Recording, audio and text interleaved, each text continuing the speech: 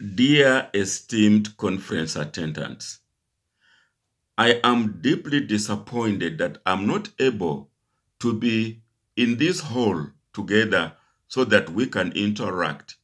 This is due to some travel logistics that made it not possible for me to join you. Then this is 22nd. This 22nd. Tomorrow is the conference, which is today. It's 11 o'clock in the night. And I just realized, yes, I have a smartphone. And although I'm deep in the village, I also have spotlights, torches. And I thought, I can try this. I have nobody to take a video for this, speech. So I'm using a selfie. Please bear with me, but the urge for me to talk to you was great. So, allow me to observe all protocols and go on to warmly welcome you to our 9th African Agribusiness Incubation Conference and Expo, the AAICE 2024. We are very happy as AAIN that we are just a year shy of our golden anniversary since we started conferencing. And this makes us very proud despite all the odds that we have that have come our way. We really have kept moving and helping our continent in matters agribusiness incubation.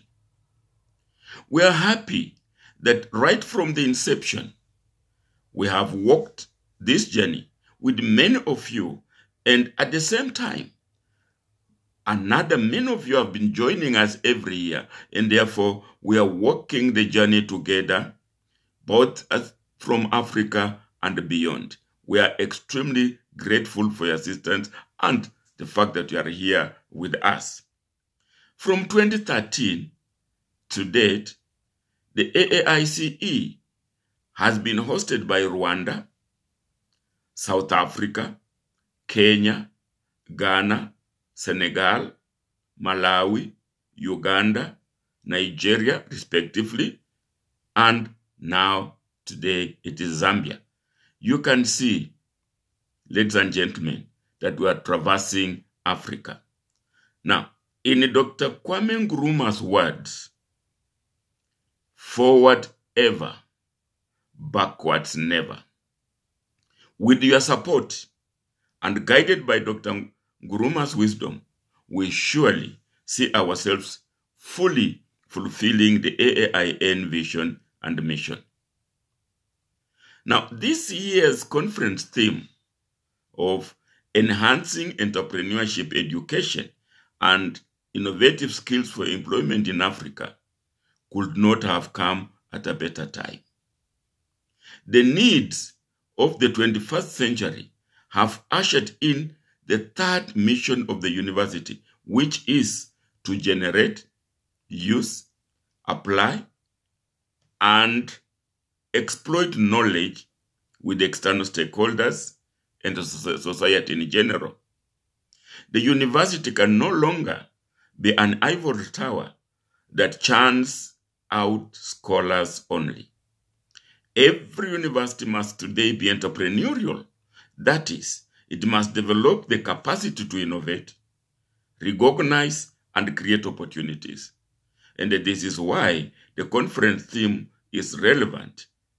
And I'm happy that among us, we have educators and academicians. Dear participants, according to the African Development Bank Group, of Africa's about 420 million youth, aged between 15 and 25, or the Gen Zs as they call them, 1/3 are unemployed and discouraged. Another 1/3 is vulnerably employed, and only 1 in 6 is in wage employment. This is where the theme of this conference squarely comes in.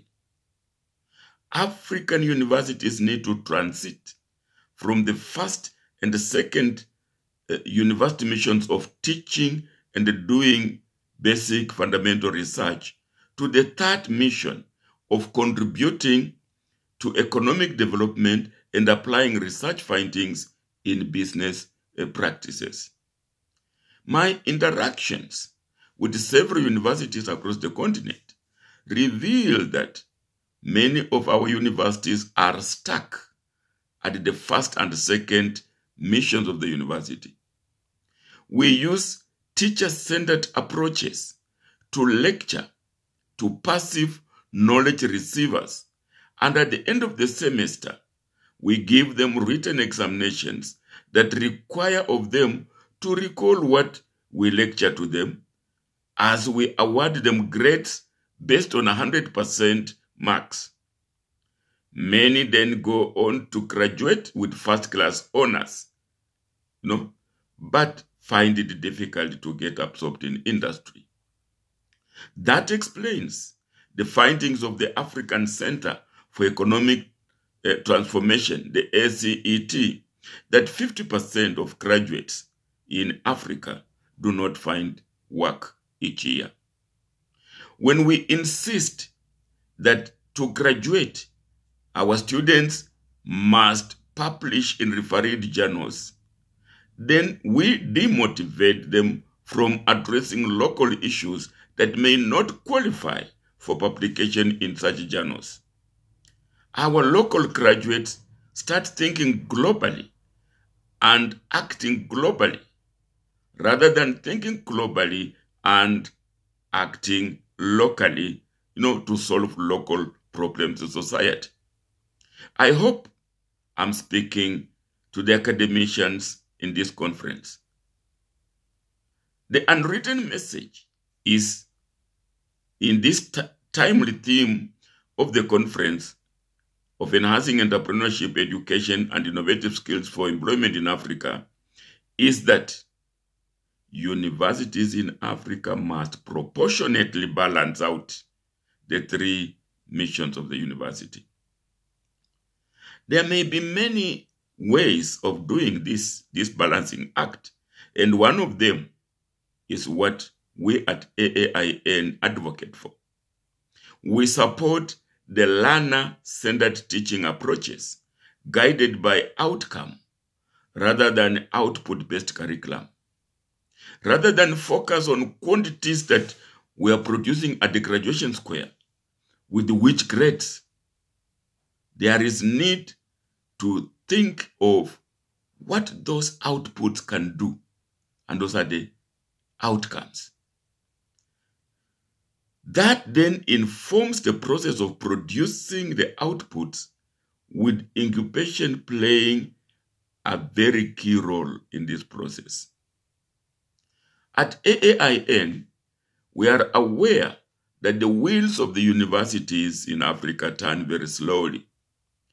We are alive to the fact that our direct and indirect services can accelerate the said turning of the wheels. At the headquarters, we have the expertise to help set up campus incubators under their programs. We have developed a learn as you earn, what we call LAYE or LAYE model, which we, through our board members, have successfully implemented. Suffice it to mention the Jomo Kenyatta University of Agriculture and Technology in Kenya, where our curriculum has used, or rather, where our chairman has used it to help students start businesses while still on campus to become earning learners. Yes, indeed, I have done it, and therefore it is doable. We also work with our incubator members to achieve results. For example, in Uganda, our member Churiat has empowered farmers and student entrepreneurs through incubation services like training, market linkages, business development, workstation provisions to help develop employment creating ventures. Therefore, at AIN, both direct and indirectly, we have developed the capacity to help that in Africa. Now, lest it is lost to us, the AIN was established on the belief and conviction that agriculture is a major source of income and employment in Africa. NEPAD tells us that agriculture provides 60% of all employment and constitutes the backbone of most African economies. Now, in most countries in Africa, it is still agriculture, the largest contributor of GDP, the biggest source of foreign exchange. It is still accounting for about 40% of the continent's hard currency earnings. And it's the main generator of savings and tax revenues. The agricultural sector is also still the dominant provider of industrial raw materials, with about 2/3 of manufacturing value added in most African countries being based on agricultural raw materials. Agriculture therefore remains crucial for economic growth in most African countries, yet not many Generation Z, Gen Z, are attracted to it. The African Development Bank Group laments that there is an untapped agricultural potential that has contributed to the persistent poverty and the deteriorating food security, with the bank projecting an increase in the number of undernourished people on the continent from approximately 240 million in 2015 to approximately 320 million next year, 2025. The said situation calls for the enhancement of entrepreneurship, education, and innovative skills to create not just employment for the youth, but also reduce poverty and enhance food security. That is why the theme for this conference becomes timely. It is my hope that this conference will produce a concrete agenda to address the problems identified above and indeed many others. I particularly hope that scholars and educators in this conference will go back to the universities and become change agents or change makers at their institutions. The change being a transition to the third mission of the university. Such a transition will enable universities to set up campus business incubators, and such incubators will help students start businesses while still on campus, since this is possible. The said campus incubators should be able to attract the youth into agriculture. One way of doing that is to study the entire agricultural value chain and identify entry points for the youth. Now, allow me to illustrate this with a personal example. Africa is a major exporter of avocados and at the same time an importer of avocado oil. Avocado-based briquettes and avocado-based animal feed. My learn as you earn learner-centered teaching approach that demands for projects at the end of the semester examinations led my students to produce avocado oil and carbonize the peels for briquettes. And indeed, we have fed animals with the avocado stone. This example shows that while the youth may consider working on farms as not sexy, they love the value addition aspects, including online selling of the manufactured products. When we export our raw materials, we deny our youth the opportunity to add value to them. Entrepreneurial education not necessarily entrepreneurship education, supported by campus incubation programs, can be a magic wand to release Africa's potential for growth and development. In conclusion, I wish to say that AAIN is ready to assist our continent to develop. Apart from what we are already doing, we can also, 1, design incubation programs for individual universities and other organizations. Yes, we were ready as yesterday, to help universities that are willing to set such programs. Number 2, partner with universities to train incubation staff. Yes, we have developed enough capacity to help each and every university on the continent to train incubation staff. Number 3, accredited incubation certificates and diplomas. Yes, we are certified to accredit those incubation credentials. Number 4, help retool university staff in learner-centered teaching approaches. Yes, we can help universities transit from first and second missions to the third mission. And finally, we can run agribusiness project pitching programs.